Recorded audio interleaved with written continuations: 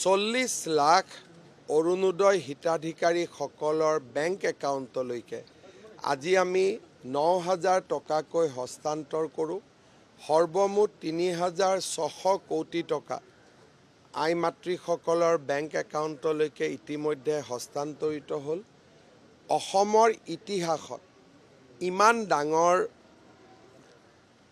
পুঁজি একেদিনাই একেলগে হস্তান্তৰ হোৱাৰ ইয়াৰ আগতে কেতিয়াও নজিৰ নাছিলে। ভৱিষ্যতে কেনেকৈ কি নজিৰ স্থাপন হ'ব মই নাজানো। আজিৰ দিনটো আমাৰ সকলোৰে বাবে এটা আনন্দৰ দিন, গৌৰৱৰ দিন। নিজৰ মাতৃগৰাকীক সেৱা কৰিবলৈ পোৱাটো এজন পুত্ৰৰ বাবে জীৱনৰ আটাইতকৈ ডাঙৰ ক'ব গ'লে পুণ্যৰ কাম। আজি সেই পুণ্যৰ কাম অকণমান হ'লেও কৰিবলৈ পাই মই নিজকে গৌৰৱান্বিত অনুভৱ কৰিছোঁ আৰু আই মাতৃসকলৰ শ্ৰীচৰণত মই পুনৰ এবাৰ পুত্ৰ হিচাপে সেৱা কৰিছোঁ।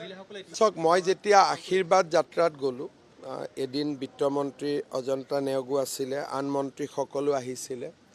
প্ৰত্যেকগৰাকী মহিলাই উদ্যমিতাত পোৱা 10,000 টকাৰ সৎব্যৱহাৰ কৰিছে। মোক হাতত ধৰি টানি টানি লৈ গৈ দেখুৱাইছে যে এইখন মোৰ দোকান, কোনোবাই দূৰৰ পৰা দেখুৱাইছে এইখন দোকান, ওপৰত লিখি থৈছে উদ্যমিতাৰ ধনেৰে। গতিকে অসমত চৰকাৰী পুঁজিৰ অপব্যৱহাৰৰ যিটো ধাৰণা আছিলে সেইটো লাহে লাহে কমি গৈছে। অহাকালি আমি দিনৰ 11 বজাত CM AAA যিসকলক প্ৰথমবাৰ 1 লাখ টকা দিছিলোঁ তাৰ দ্বিতীয় ইনষ্টলমেণ্টৰ 1 লাখ টকা দিম।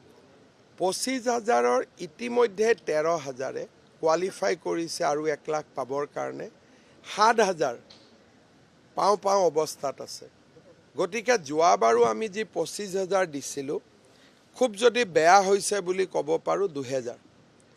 তাৰমানে আজি পুঁজিৰ সৎব্যৱহাৰৰ ক্ষেত্ৰতো অসমে এটা সুনাম কঢ়িয়াবলৈ সক্ষম হৈছে।